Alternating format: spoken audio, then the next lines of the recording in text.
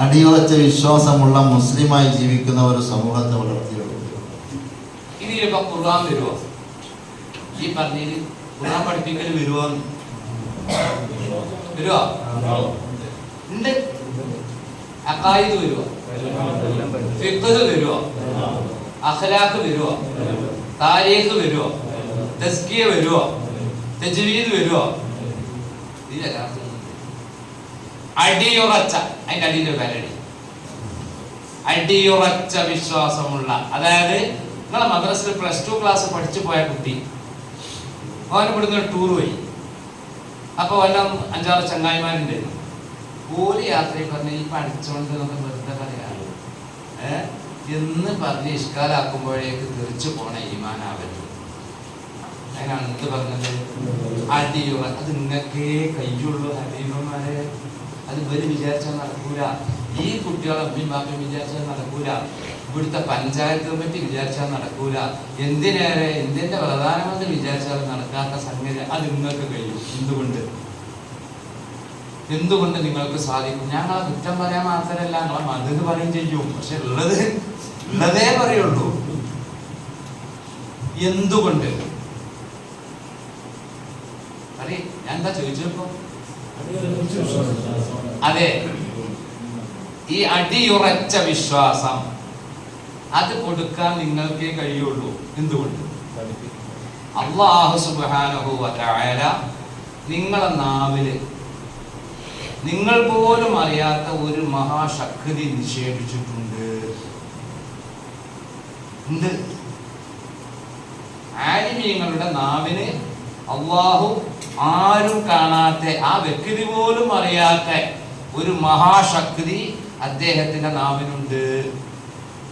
അത് കാണാൻ ഭംഗിയുള്ള ഉസ്താദായാലും ശരി, ഭംഗിയില്ലാത്ത ഉസ്താദായാലും ശരി, കറുത്ത ഉസ്താദായാലും ശരി, വെളുത്ത ഉസ്താദായാലും ശരി, പണക്കാരനായ ഉസ്താദായാലും ശരി, അല്ലെങ്കിൽ ബുള്ളറ്റുള്ള ഉസ്താദായാലും ശരി, സൈക്കിൾമ പോണ ഉസ്താദായാലും ശരി, ആരായാലും ആലിമാണോ? ആ ആലിമിന്റെ ഞാൻ തമാശ പറയാട്ടോ, എന്റെ ക്ലാസ്സിൽ നിങ്ങൾ ഇരിക്കാത്തതുകൊണ്ട് ചിലപ്പോ നിങ്ങൾക്ക് തോന്നും. പക്ഷെ അവസാനം ആക്രമത്ത് നന്നായിട്ട് ഇവിടുന്ന് പോവുള്ളൂ. അപ്പോ പിന്നെ എങ്ങനെയുള്ള ഉസ്താദാണെങ്കിലും ആ ഉസ്താദിന്റെ നാവിന് ഒരു വലിയ കഴിവ്, ശക്തി അന്ന് കൊടുത്തിട്ടുണ്ട്. അതുകൊണ്ടാണ് നമ്മൾ 1-2 പ്രാവശ്യം പറയുമ്പോഴേക്ക് കുട്ടികളുടെ മനസ്സിൽ ഇതങ്ങോട്ട് ഉറക്കുന്നത്. ഇനി വ്യക്തമായ ഒരു ഉദാഹരണം പറഞ്ഞുതരാം. 1-ാം ക്ലാസ്സിലെ ഉസ്താദ്മാരും കയ്യൊന്നിരി 1, 2, 3 അല്ലേ? ഈ 3 ഉസ്താദുമാര് ഇവരെ ക്ലാസ്സിലെ കുട്ടികൾക്ക് ഈ അക്ഷരം പറഞ്ഞു കൊടുക്കുമ്പോൾ എങ്ങനെയാണ് ഈ കുട്ടികൾ ആ അക്ഷരത്തിന്റെ മഹ്റജ് തിരിച്ചറിഞ്ഞ് പറയുന്നത്? ഇവരെ കഴിവുകൊണ്ടാണ് നിങ്ങൾക്ക് തോന്നുന്നുണ്ടോ? ആണോ? അല്ലേ അല്ല. എന്നാലോ ഇവരെ ഒരു പിന്തുണ അതിലുണ്ട്. അല്ലാഹു തആല ഇവരെ നാവിന് ഒരു പ്രത്യേക ശക്തി അങ്ങോട്ട് കൊടുക്കുകയാണ്. അതേപോലെ ഇൽമ പഠിക്കുന്ന ആ കുട്ടിയുടെ ഹൽക്കിനും നാവിനും ചുണ്ടിനും ഒക്കെ ഒരു പ്രത്യേക ശക്തി നമ്മൾ കാണാത്ത ഇസ്ലാമിൽ എന്തിന് വരാൻ കിടക്കുന്നത്. ഇനി ഇതേ ആലിമിന്റെ, ഇതേ ഉസ്താദിന്റെ ശരീരത്തിന് പ്രത്യേകത ഉണ്ടോ? നിങ്ങൾ പറയുണ്ടോ? ഉണ്ട്. لا تغتبن أحدا فضلا عن العلماء ولو بسبب لما في لحمهم ضعف. ഇയാളെ ഇറച്ചിന്റെ മാതിരി അല്ല നിങ്ങളെ ഇറച്ചി. ഇറച്ചി അല്ല തിരിയില്ലേ? മാംസം. എന്താ പറയേ? അത് നിങ്ങളെ ഇറച്ചിയിൽ എന്തുണ്ട്? വിഷണ്ട്. ഇത് ഞാനല്ലല്ലോ പറഞ്ഞത്. ലാ തഗ്തബൻ അഹദൻ, നീ ഒരാളെയും പരദൂഷണം പറയരുത്, കുറ്റം പറയരുത്. ഫളൻ അനിൽ ഉലമാ, പ്രത്യേകിച്ച് പണ്ഡിതന്മാരെ കുറിച്ച്, ആലിമീങ്ങളെ കുറിച്ച്, ഉസ്താദുമാരെ നീ കുറ്റം പറയരുത്. വലൗ ബിസഹ്വിൻ, മറന്നുകാണ്ടാണെങ്കിൽ പോലും കുറ്റം പറയരുത്. കാരണം ഫീ ലഹ്മിഹിം ദഅഫു, അവരുടെ ശരീരത്തിൽ, അവരുടെ മാംസത്തിൽ നഞ്ഞുണ്ട്. വിഷമുണ്ട്. ദൈവത്തെ പറഞ്ഞതിന് വേറൊരു പേരുണ്ട് മലപ്പുറം ജില്ലയിൽ, ഇറച്ചി തിന്നാന്ന്. പച്ച ഇറച്ചി തിന്നാ അത് തന്നെ. അപ്പൊ പണ്ഡിതന്മാരെ ഇറച്ചി തിന്നാൽ അതിന് എന്തുണ്ട്? വിഷമുണ്ട്. അപ്പൊ നമ്മളെ നാവിന് പ്രത്യേകത ഇല്ലേ? നമ്മളെ മാംസത്തിന് പ്രത്യേകത ഇല്ലേ? ഇത് ലോകത്തിന് മുഴുവൻ ഇത് ബോധ്യപ്പെട്ടു. ഇത് ബോധ്യപ്പെടാത്ത ഒരു കൗമുണ്ട്. അത് ആരാന്നറിയോ? ആരാ? നമ്മക്ക് ബോധ്യപ്പെട്ടിട്ടില്ല. അപ്പൊ ആദ്യം വേണ്ടത് വലാക്കിൽ എത്തുമൈന്ന കൽവീന്നതില്ലേ എന്ന മാതിരി നമ്മൾ ആദ്യം ഉറപ്പിക്കുക. ആകാശത്തിന്റെ ചോട്ടില് ഏറ്റവും മുന്തിയ വിഭാഗം നമ്മളാണ്. ഞാൻ പറയല്ല, നമ്മളിതിൽ ഇല്ല. പക്ഷെ നമുക്കുള്ളൊരു കുഴപ്പം ഞാൻ നേരത്തെ പറഞ്ഞ മാതിരി പിന്നെ ഈ കൽപ്പേനി ലീഗ് ഒഴിവാക്കിയാല് ശമ്പള ലേശം കുറവാണ് എന്ന കുഴപ്പമേ ഉള്ളൂ, അല്ലാത്തൊരു കുഴപ്പമില്ല. എന്നാലോ നിങ്ങൾ ആലോചിച്ചോളി ഹബീബേ, നമുക്ക് കിട്ടുന്ന ശമ്പളത്തിന്റെ കൂടെ ബറക്കത്ത് എന്ന് പറഞ്ഞ സാധനം കൂടി ഉള്ളതുകൊണ്ട് ഒരു ഭൗതിക രംഗത്ത് ജോലി ചെയ്യുന്ന ഒരാളെക്കാളും സുഖമായി ജീവിക്കാനുള്ള ഒരു അന്തരീക്ഷം നമുക്ക് തരുന്നുണ്ട്. അത് എന്തുകൊണ്ടാ ബറക്കത്ത് എന്ന് പറഞ്ഞ സാധനം ഉള്ളതുകൊണ്ടാണ്. ഒരു മാസത്തിൽ 75,000 രൂപ ശമ്പളം വാങ്ങുന്ന ആള് ജീവിക്കുന്നത് പോലെ നമ്മൾ ജീവിക്കുന്നുണ്ട്. ഞാൻ മദ്രസയിൽ 50 രൂപ ശമ്പളം വാങ്ങി അന്നും ഇതേമാതിരി ഇസ്തിരിട്ടിട്ടാണ് അങ്ങാടിക്ക് ഇറങ്ങുക. അപ്പൊ എൻ്റെ ഒരു സ്നേഹിതനുണ്ട് ആഷ. അപ്പോൾ അവൻ മീൻ വാങ്ങും, മത്സ്യം. ഞാൻ വാങ്ങണ അതേ മത്സ്യം തന്നെ അവനും വാങ്ങുന്നത്. ഒരു ദിവസം തമാശയോട് ചോദിച്ചു, കരീമേ എനിക്ക് എത്ര ശമ്പളം എന്ന് ചോദിച്ചു. ഞാൻ എനിക്ക് 50 രൂപ. അപ്പൊ ഞാൻ തിരിച്ചു അവനോട് എനിക്ക് എത്രയെന്ന് ചോദിച്ചു. എനിക്ക് 4,500 എന്നാണ്. ഉടനെ അവൻ പറയാ, നിങ്ങൾക്ക് 4,500 കിട്ടിയാൽ ഒരു 27-ാം തീയതി 28-ാം തീയതി ഒക്കെ ആകുമ്പോഴേക്കും ഞാൻ കടം വാങ്ങൽ തുടങ്ങുന്നു. മനസ്സിലായോ? ഓന്റെ 4,500 27, 28 ആകുമ്പോഴേക്ക് തീർന്നു പോയിട്ട് കടം വാങ്ങും. നമ്മളോ അപ്പോഴും ഉണ്ടാവും നല്ല ഒരു 5-ന്റെ നോട്ട് ഇവിടെ. അന്നത്തെ പഞ്ച രാജാവ് 5-ആണ്. നല്ല വെള്ളക്കുപ്പായത്തിന്റെ ഉള്ളില് ഒരു 5 റുപ്യേന്റെ നോട്ട് ഉണ്ടാവും ഇവിടെ. ഇങ്ങനെ തൊഴിലെടുക്കും. ഇതിനാണ് ബറക്കത്ത് എന്ന് പറയുന്നത്. ആ ബർക്കത്ത് അല്ലാഹു തആല നിലനിർത്തി തരട്ടെ. അപ്പോ അടിയുറച്ച വിശ്വാസമുള്ള മുസ്ലിമായി ജീവിക്കുന്ന ഒരു വ്യക്തിയെ വളർത്തിയെടുക്കുക. അതിനും വേറൊരു അർത്ഥം പറയാണ്ട്, വളർത്തിയെടുക്കുക. തർബിയത്ത് എന്ന് അതിന് പറയാം. പരിപാലനം എന്ന് പറഞ്ഞാല് കൃഷി പോലെയാണ്. ഒരു മത്തന്റെ പുരാൻ കൊണ്ടിട്ട് പിറ്റേന്ന് നന്നായി മത്തം കിട്ടൂല. അത് അതിൻ്റെ വളർച്ചക്കനുസരിച്ച് അതിനെ പരിപാലിച്ചു കൊണ്ടുവരണമെങ്കിലേ അതിന് വിളവ് കിട്ടുള്ളൂ. അത് സന്താന പരിപാലനം അങ്ങനെയാണ്, ക്ലാസ്സിലെ കുട്ടികളെ പരിപാലനം അങ്ങനെയാണ്. അല്ലാഹു സുബ്ഹാനഹു വ തആല പരിശുദ്ധ ഖുർആനിൽ പറഞ്ഞില്ലേ, ഹുവല്ലദീ ബഅസ ഫീഹിം റസൂലൻ മിൻഹും യത്ലൂ അലൈഹിം ആയാതിഹി വയുസക്കീഹിം വയുഅല്ലിമുഹുൽ കിതാബ വൽ ഹിക്മ വഇൻ കാനൂ മിൻ ഖബ്ലു ലഫീ ളലാലിൻ മുബീൻ. ആയത്തെ ശരിക്കും പരിശോധിച്ച് നോക്കി നിങ്ങൾ. എന്താ അല്ലാഹു തആല പറഞ്ഞത്? ഹുവല്ലദീ ബഅസ ഫിൽ ഉമ്മീന റസൂലൻ മിൻഹും, നിരക്ഷരരായ ആളുകളിൽ നിന്ന് അവരിൽപ്പെട്ട ഒരാളെ പ്രവാചകനായി നിയോഗിച്ചവനാണ് അല്ലാഹു. എഴുത്തുമാരെയും അറിയാത്ത ഒരു വിഭാഗത്തിൽ നിന്ന് അവരെ കൂട്ടത്തിൽപ്പെട്ട ഒരാളെ പ്രവാചകനായി നിയോഗിച്ചു. എന്നിട്ടോ ആ പ്രവാചകന്റെ ജോലി എന്താ? യത്ലു അലൈഹിം ആയാതി, അള്ളാഹുവിന്റെ ഖുർആൻ ഓതി കൊടുക്കുക. എന്നിട്ടോ പിന്നെ അല്ലാഹു തആല പറഞ്ഞത് വയുസക്കീഹിം, അവരെ തസ്കിയത്ത് ചെയ്യുക.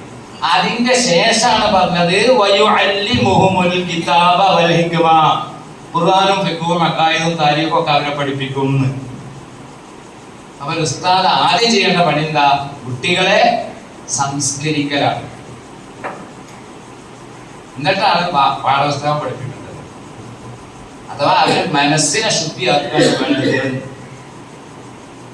ഇന്നത്തെ കുട്ടികൾക്ക് 2-3 മാറ്റങ്ങൾ ഞാൻ തന്നെ എൻ്റെ ജീവിതത്തിലൂടെ എനിക്ക് മനസ്സിലായിട്ടുണ്ട്.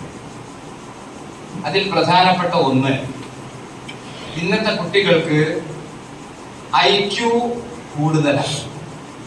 ഞാനൊക്കെ മദ്രസ പഠിച്ച കാലത്ത്, സ്കൂൾ പഠിച്ച കാലത്ത് ആ കാലഘട്ടത്തിലെ കുട്ടികൾക്ക് IQ കുറവാണ്. ഇന്റലിജൻസ് ക്വോഷ്യന്റ് അന്ന് കുറവായിരുന്നു. അതിന് കുറവാൻ കാരണമുണ്ട്. കാരണം പോഷകാഹാരമൊന്നും മര്യാദയ്ക്ക് കിട്ടൂല. ഈ ഉളക്കീമും കട്ടൻ ചായ ഇതൊക്കെ തന്നെ ഉള്ളൂ. രാവിലെ അത് തന്നെ, ഉച്ചക്കും അത് തന്നെ. കാരണം ബാപ്പാക്ക് പൈസ ഉണ്ടാവില്ല. അപ്പൊ അന്ന് ഈ ഇന്റലിജൻസ് ക്വാഷ്യന്റ് IQ കുറവായിരുന്നു. പക്ഷേ അന്നത്തെ കുട്ടികൾക്ക് എമ്പാടുള്ളൊരു സാധനം വേറെ ഉണ്ടായിരുന്നു, EQ, ഇമോഷണൽ ക്വാഷ്യന്റ്.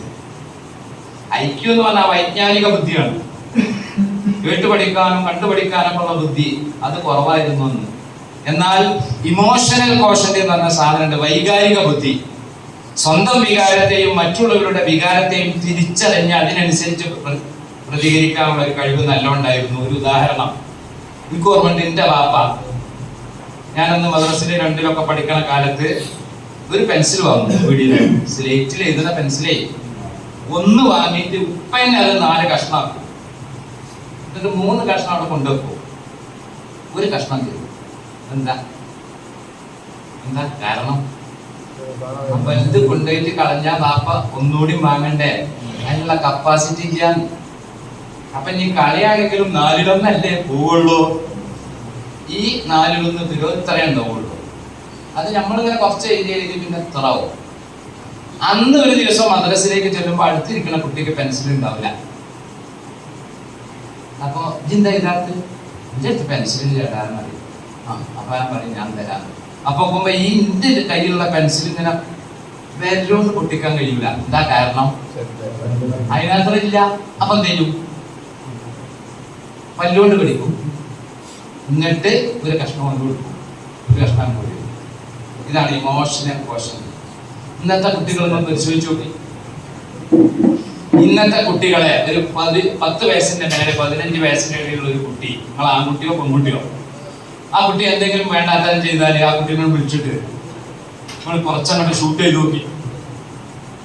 കുറച്ച് ആ കുട്ടിയെ ശകാരിക്ക് അല്ലെങ്കിൽ ചെറിയൊരു അടി അടിക്കുകയോ ചെയ്തു നോക്കി. ആ കുട്ടി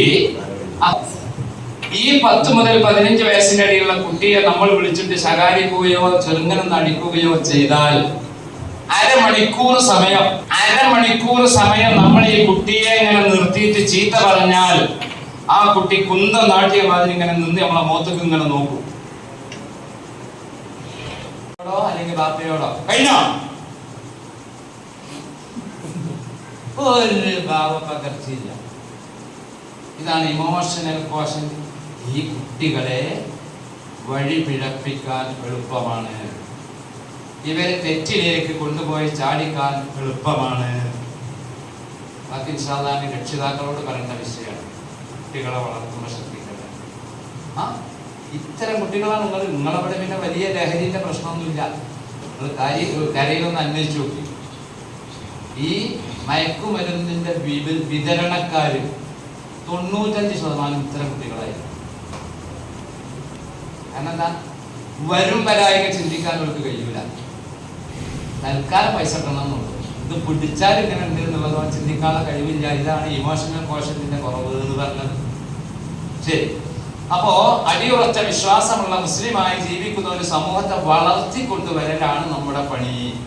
അപ്പൊ ക്ലാസ്സിൽ 1-ലായാലും 2-ലായാലും 5-ലായാലും 10-ലായാലും ഇടയ്ക്കിടയ്ക്ക് കുട്ടികൾ എന്ത് ചെയ്യണം? ആത്മീയമായി സംസ്കരിക്കാനുള്ള ഐഡിയകൾ നമ്മൾ കണ്ടെത്തണം. അത് എല്ലാ വിഷയത്തിലും സംസ്കരിക്കാം. ഖുർആൻ ഓതുമ്പോൾ പോലും കുട്ടികൾക്ക് തസ്ബീഹ് ഉണ്ടാക്കാനാണ്.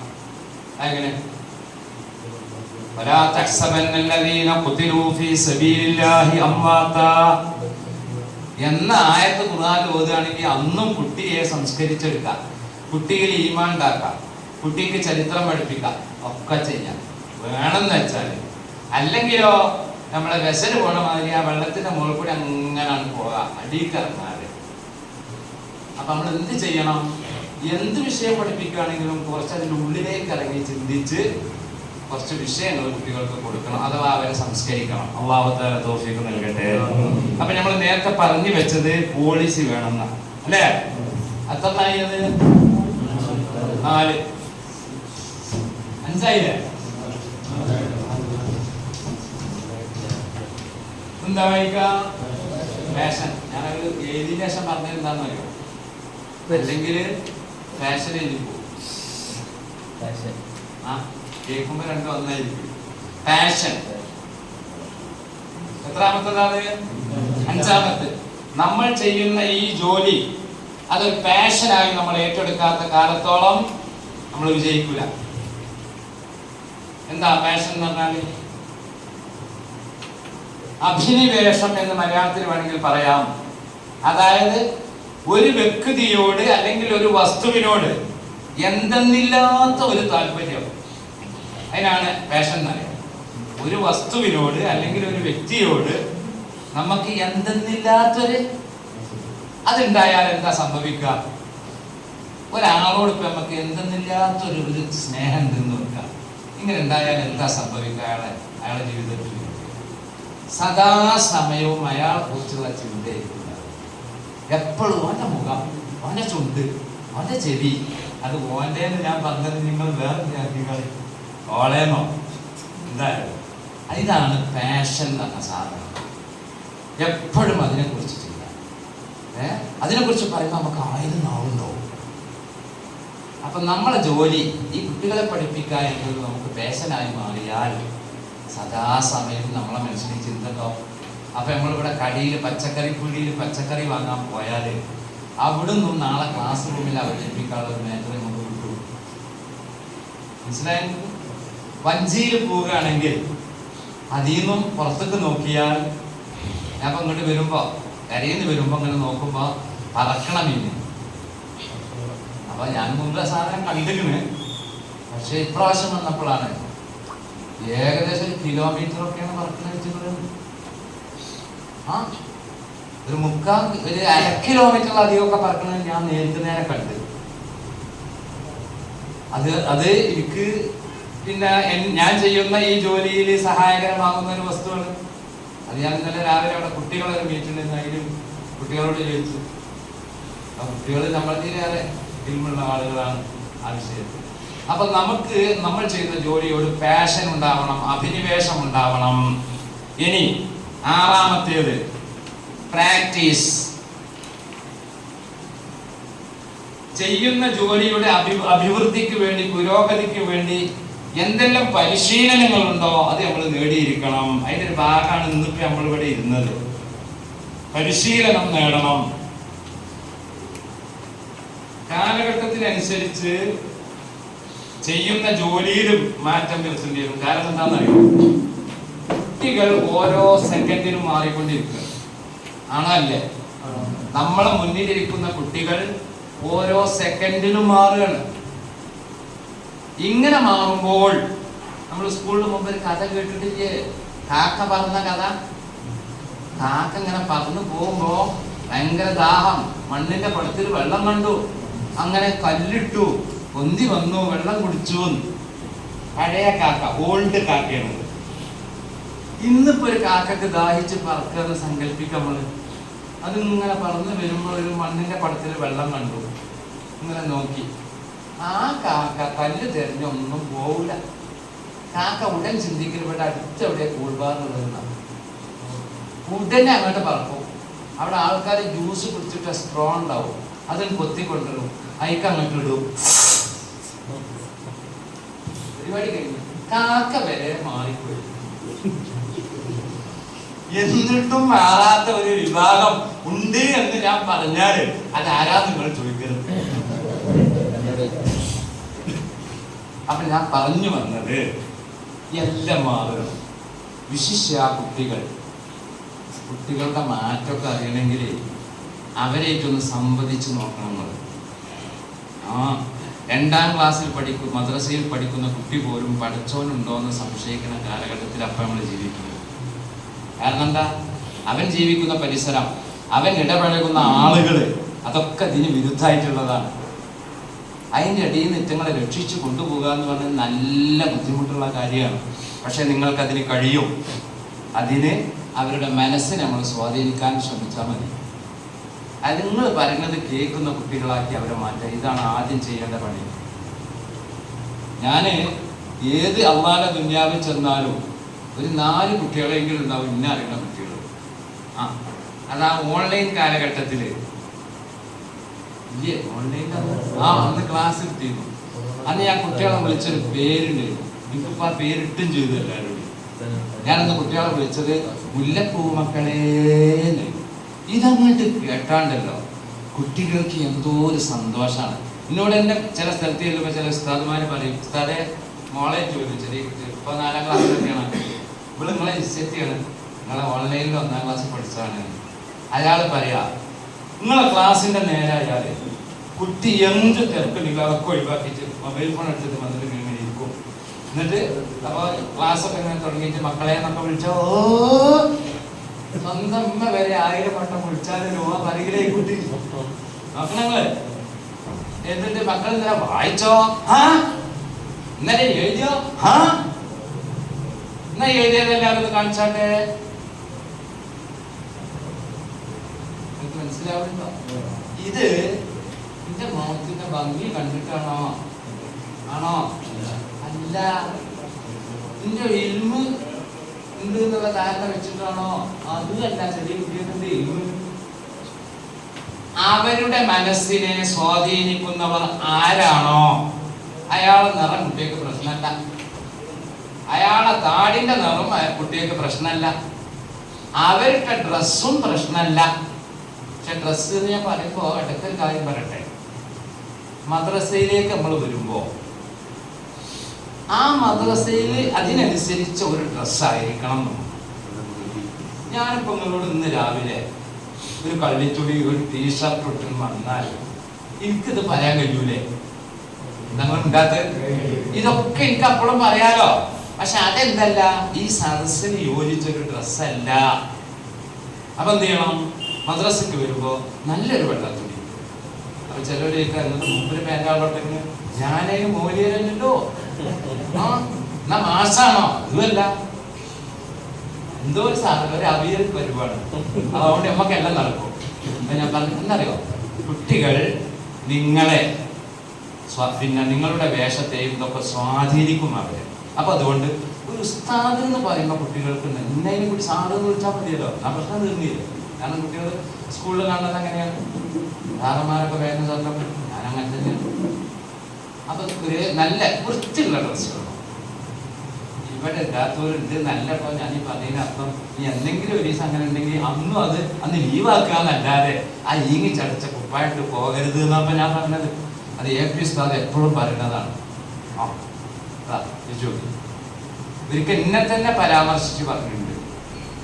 കാരണം അന്ന് ഒരു കാര്യപ്പെട്ട ആളാ, ഒരു സൂഫി മട്ടത്തിലാണ്. അങ്ങനെ ഇസ്തിരി ഒന്നുമില്ല, സൂപ്പർവൈറ്റ് ഒന്നും നോക്കില്ല, അങ്ങനെയൊക്കെ ഒരു മട്ട. ഉസ്താദ് തമാശയിൽ പറഞ്ഞ ഇങ്ങനെയൊന്നും ആയാ പോരാ, ഇന്നത്തെ കാലത്ത് നല്ല വൃത്തിയിൽ നടക്കണം, കരീമ് കട്ടിയില്ലങ്ങള് എന്ന് പറഞ്ഞിട്ട് ഇന്നെ ചോദിക്കും. അപ്പൊ നല്ല കുട്ടപ്പനായിട്ട് പോകണം ക്ലാസ്. നല്ല തലയിക്കിട്ട് അല്ലെങ്കിൽ കുട്ടി കാടൊക്കെ കിടക്കിടക്ക് നന്നാക്കുക. ചെയ്ത് അത് വെള്ളിയാഴ്ച തത്വത്തൊന്നും വേണ്ട. നമ്മളെ നോക്കിട്ടാണ് ഈ കുട്ടികൾ നോക്കുന്നത്. അപ്പൊ അവർക്ക് നോക്കുക ഒരു ഈവാനൊക്കെ മാറണം. അത് സ്വാധീനിക്കുന്നത് സൈക്കോളജിയാണ് മക്കളെ, ചൈൽഡ് സൈക്കോളജിയാണിത്. ആകർഷകമായതിനെ കുട്ടികൾ വേഗം ക്യാച്ച് ചെയ്യുന്ന. ഇപ്പൊ ഉദാഹരണം, ഞാനൊരു ബോർഡില് പിന്നെ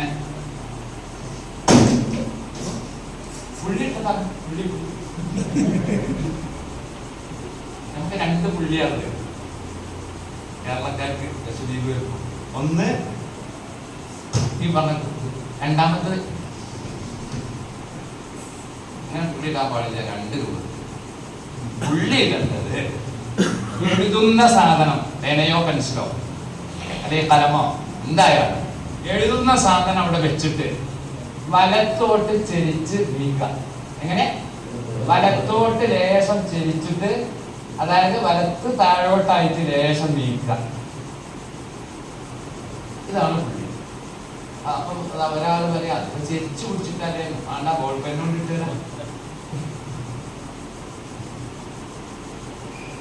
ഫോട്ടോ എടുത്ത് എനിക്കല്ല സംശയം ബാക്കിലുള്ളതാണ്. ഇവിടെ വന്ന ഫോട്ടോ എടുത്തോ?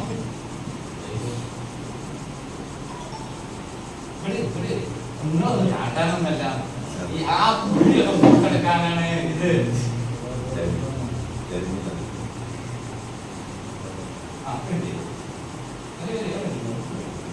സൂം ചെയ്യും. ഞാനൊന്ന് സൂം ചെയ്ത് കാണിച്ചു വിട്ടു.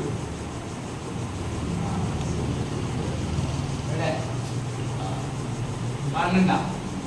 ബോൾ പെന്നോട്ടിട്ടാണ്. അപ്പൊ നിങ്ങളിപ്പോ ബോൾ പെന്നോട്ടിട്ടുള്ളത് ഇതേമാതിരി ആണ്. പക്ഷെ നിങ്ങളത് നോക്കണ. അപ്പൊ ചെയ്യേണ്ടത് എന്താ?